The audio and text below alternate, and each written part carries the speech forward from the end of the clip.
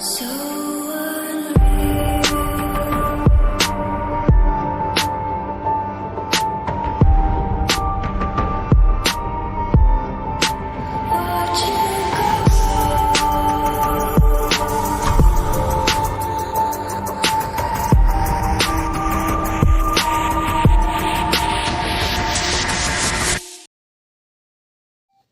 Hi my family and friends, അസ്സലാമു അലൈക്കും വറഹ്മത്തുള്ളാഹി തആല വബറകാതുഹു.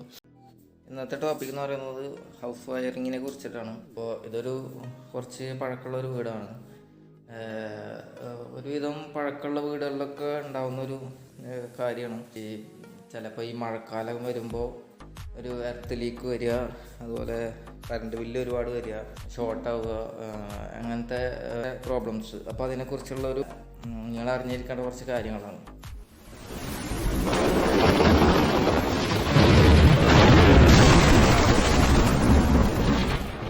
പഴക്കമുള്ള ഒരു വീടായതുകൊണ്ട് തന്നെ ഇതുപോലെ പല ബോർഡുകളിലും സ്ക്വയറൊക്കെ പോയിട്ടുണ്ട്, കോട്ടിങ്ങൊക്കെ പോയിട്ടുണ്ട്.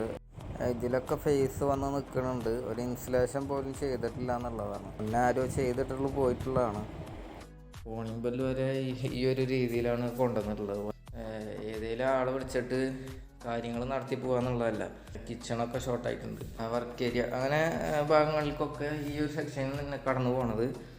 അപ്പുറത്തും ഇപ്പുറത്തൊക്കെ കട്ട് ചെയ്ത് നോക്കി ഏതാണ് ശരിയായത്, എവിടെയാണ് കറണ്ട് കുഴപ്പമില്ലാണ്ട് വന്ന് നിൽക്കുന്നത്, ആ ഒരു രീതിയിലാണ് ഇവിടെ ചെയ്തിട്ടുള്ളത്. അപ്പോൾ അതൊക്കെ നമ്മൾ ക്യാൻസൽ ചെയ്തിട്ടുണ്ട്. 11,000 സംതിങ് ഒക്കെയാണ് ഇവിടെ ബില്ല് വരുന്നത്. ഈ ഒരു വീട് ഇടയ്ക്ക് അടച്ചു പൂട്ടിയിടലാണ്. നമ്മളൊരു വീട് മെയിൻ്റെനൻസ് ചെയ്യുമ്പോൾ എപ്പോഴും കൃത്യമായിട്ട് അതിനെ കുറിച്ചിട്ട് അറിയുന്നവരെ കൊണ്ടുവന്ന് വേണം ഇതൊക്കെ ചെയ്യിക്കാനായിട്ട്. ഇല്ലാന്നുണ്ടെങ്കിൽ നമ്മളെ ജോലി എന്ന് പറഞ്ഞാൽ ഇതൊക്കെ ചെയ്ത് നമുക്ക് പോവാം, കൂലി മേടിച്ച് പോവാം. പക്ഷെ നിങ്ങൾക്ക് പിന്നീട് വരുന്ന ബില്ലുകൾ, ഇതുപോലത്തെ മെയിൻ്റെനൻസ് ഒക്കെ ഒരിക്കലും വീണ്ടും തിരിച്ച് റിപ്പയർ ചെയ്യാൻ നടക്കണതല്ല. വീണ്ടും മെയിൻ്റെനൻസിന് വരുന്നവർക്കാണ് ഈ കൂടുതൽ ബുദ്ധിമുട്ട്. ഇങ്ങനെ ചെയ്തിരുന്നവർക്ക് ഇത് എളുപ്പമാണ്. പിന്നെ അത് വീണ്ടും പഴയ ഒരു സ്റ്റേജിലേക്ക് കൊണ്ടുവരാൻ ഇതിൻ്റെ ഉള്ളിൽ നടക്കൂല. ഇവിടെ മോട്ടോർ കണക്ഷൻ ആദ്യം കിടന്നിരുന്ന എങ്ങനെയാണെന്ന് കാണിച്ചു കഴിഞ്ഞാൽ അത്രയും വീഡിയോ ഒരുപാട് ലെങ്തായി പോകും. എന്നാലും ജസ്റ്റ് അത് ഞാൻ പറഞ്ഞു തരാം. ഇടേണ്ട ആവശ്യം വരുമ്പോൾ ഈ ഒരു പ്ലഗിൽ കുത്തിയിട്ട് ഓണാക്കലാണ്. ആ വയർ കൊടുന്നുണ്ടായിരുന്നത് ഇവിടെ സ്ലാബിൻ്റെ മേലെ കൊടുന്നിട്ടേക്കണേ. നമ്മൾ ആവശ്യം വരുമ്പോൾ സ്ലാബിൻ്റെ ബോളിൽ നിന്ന് എടുത്തിട്ട് അതിൽ പ്ലഗ് ചെയ്യും, മോട്ടർ വർക്ക് ചെയ്യിക്കും. അപ്പോൾ അത് ഇങ്ങനെ സ്ലാബിൽ കൂടെ വന്ന് ഈ ഹെയർ ഹോളിൻ്റെ ഉള്ളിൽ കൂടെ പുറത്തേക്ക് പോയി പുറത്തെ കിച്ചണിൽ ഈ എക്സോസ്റ്റിൻ്റെ ഉള്ളിൽ കൂടെ അകത്തേക്ക് വന്നിട്ട് അതിൻ്റെ അകത്തേക്ക് പോയിട്ട് ഇപ്പുറത്തേക്കൊരു ചെറിയൊരു ബോർഡുണ്ട്. ഈ ഒരു ഭാഗത്തേക്ക് ഇതിൽ കൂടെ പാസ് ചെയ്ത് ഇങ്ങോട്ട് വന്ന്. പക്ഷേ ഈ ഒരു സ്വിച്ചിൽ അല്ല കണക്ഷൻ എടുക്കുന്നത്. ഇവിടേക്ക് ലൈൻ ഇനി കിട്ടാൻ എളുപ്പമല്ല. അവിടെ ന്യൂട്രലൊക്കെ പോയിട്ടുണ്ട്. നേരെ മേലെ കയറി ഫ്രണ്ട് സൈഡിൽ കൂടെ മോട്ടർ ഇരിക്കണത് കുറച്ച് അപ്പുറത്താണ്. അപ്പോൾ അത്രയും ദൂരത്തു നിന്ന് കൊണ്ടുവന്നിട്ടുള്ള ഒരു വഴിയാണ്. അത് ഡയറക്റ്റ് നേരെ അപ്പുറത്തേക്ക് വന്നിട്ട് അവിടെ ഒരു സ്വിച്ച് കൊടുത്താൽ മതിയാവും. ഇത്രയധികം വളഞ്ഞു വെച്ചിട്ടാണ് ഈ വന്നിട്ടുണ്ടായിരുന്നത്. എന്തുകൊണ്ടാണ് ഇങ്ങനെയൊക്കെ സംഭവിക്കുന്നത്? ഒരുപക്ഷെ എന്നെയോ അല്ലെങ്കിൽ പരിചയമുള്ള ആളുകൾ നമ്മൾ സമീപിക്കുമ്പോൾ ഒരുപക്ഷെ ഒരു തിരക്കിലാവും. അപ്പോൾ കറണ്ടിൻ്റെ ഒരു കാര്യമായതുകൊണ്ട് നമ്മൾ ഒരുപാട് വെയിറ്റ് ചെയ്യാനുള്ള സമയം കൊടുക്കില്ല. അപ്പോൾ അതിനെക്കുറിച്ച് ചെയ്യാനറിയുന്ന ആരാ ഉള്ളത് അവർ ബന്ധപ്പെടും, അവർ വന്നത് ചെയ്യും.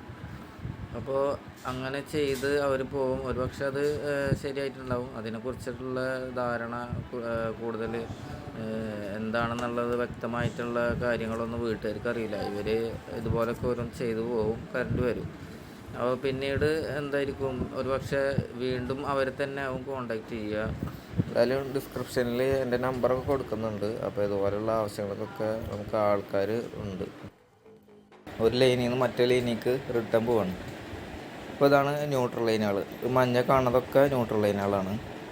ഇവിടെ ഈ റെഡ് ലൈനുകളാണ് ഫേസ് വരുന്നത്. ഈ മഞ്ഞ വരുന്നത് ലൈനും ഫേസ് തന്നെയാണ്. അത് 4mm വയറായതുകൊണ്ട് നമുക്ക് തിരിച്ചറിയാൻ പറ്റും.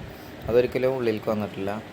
ഇവിടെ നമ്മൾ ഫേസിൽ ബ്രേക്കറിൽ ലൈൻ ഓഫാക്കി വയർ ഞാൻ ഊരിട്ടപ്പോൾ പോലും ആ വയറിൽ തിരിച്ച് ലൈൻ വരുന്നുണ്ട്. വേറെ ബ്രേക്കർ വഴിയാണ് ഇതിലേക്കുള്ള ലൈൻ വരുന്നത്. അപ്പോൾ അതിൽ കുഴപ്പമില്ല, ന്യൂട്രും ഒക്കെ വന്നിട്ടുണ്ട്.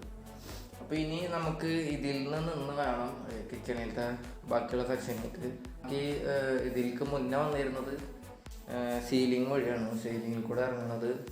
അതുപോലെ ആ ഒരു സെക്ഷൻ അവിടെ ഇൻവെർട്ടറൊക്കെ ഓൾറെഡി കുറേ മുന്നേ തന്നെ അവർ ബ്ലോക്ക് ചെയ്തിട്ടുണ്ട്, കംപ്ലൈൻറ്റ്. ഇവിടെ പഴക്കം ചേർന്ന വയറിൻ്റെ ഒരു കുഴപ്പം കൊണ്ടുമുണ്ട്, പിന്നെ ഇവർ ചെയ്തതിൻ്റെ അത് വേറെ ഉണ്ട്. എല്ലാതും അവരുടെ കുഴപ്പമെന്ന് ഞാൻ പറയുന്നില്ല. പിന്നെ ഇത്തരത്തിൽ ചെയ്യുന്നവർ ഇതുപോലെ തന്നെയാണ് മറ്റുള്ള വീടുകളിൽ അവർ പോയിട്ട് ചെയ്യുക. അപ്പോൾ ഒരു ഏരിയയിൽ സ്ഥിരമായിട്ടും എത്ര ആളുകളെ തന്നെ ആവും അവർ വിളിക്കുന്നുണ്ടാവുക. അപ്പോൾ നമ്മളൊക്കെ അത് തിരിച്ചറിയണം, ഇത്ര കാര്യങ്ങളിലൊക്കെ അശ്രദ്ധരാവരുത്. അപ്പോൾ ഈ വാർപ്പിൽ കംപ്ലൈൻറ്റ് വരുമ്പോൾ ഇതുപോലെ പലയിടത്തും വരുന്നത് നമ്മൾ ഏറ്റവും കൂടുതൽ നമുക്ക് സീലിങ്ങിൽ വരുന്നത് ഫാനാണ്. ഫാനിലേക്കുള്ള കണക്ഷനാണ് ഓൾറെഡി അങ്ങനെ ചെയ്യാറുള്ളത്. അപ്പോൾ അത്തരത്തിലാകുമ്പോൾ നമുക്ക് ഫാനിൻ്റെ ഒരു കണക്ഷൻ മാത്രമാണ് സെപ്പറേറ്റ് കൊടുക്കേണ്ടതായിട്ട് വരുള്ളൂ. ഇത് ഇത്രയും ഭാഗം നമുക്ക് മൊത്തം വീണ്ടും റീവർക്ക് ചെയ്യേണ്ടി വരും. അപ്പോൾ പലയിടത്തും കൂടുതൽ ചെയ്യുന്നത് എളുപ്പവഴിക്ക് വേണ്ടി ഏറ്റവും കൂടുതൽ പൈപ്പ് വാർപ്പിലൂടെയാണ് ഇറക്കുന്നത്. അപ്പോൾ നമുക്ക് ഈ വെട്ടിപ്പൊളി കുറക്കാൻ വേണ്ടിയിട്ടും കൂലി കുറച്ചും കൂടി ലാഭമാണല്ലോ. അപ്പോൾ അതിനൊക്കെ വേണ്ടി ഈ ഒരു രീതിയിലാണ് പുതിയ മെത്തേഡ് ചെയ്യണത്.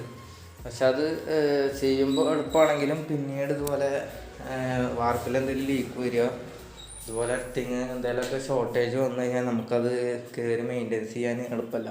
നമുക്ക് ഈ ഒരു മെത്തേഡ് തന്നെയാണ് 2 ദിവസം വെട്ടിപ്പൊളിക്കണ ചാർജ് പോയാലും കൂലി കൊടുക്കേണ്ടി വന്നാലും നമുക്കത് ഭാവിയിൽ ഗുണം ചെയ്യും അത്.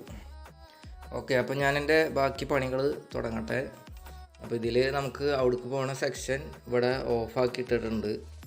ഈ ഒരു സെക്ഷനും ഈ 2 അവിടേക്ക് പോകണത്. അപ്പോൾ ഇതിലൊന്ന് നമ്മൾ ഓൾറെഡി ക്യാൻസൽ ചെയ്യും.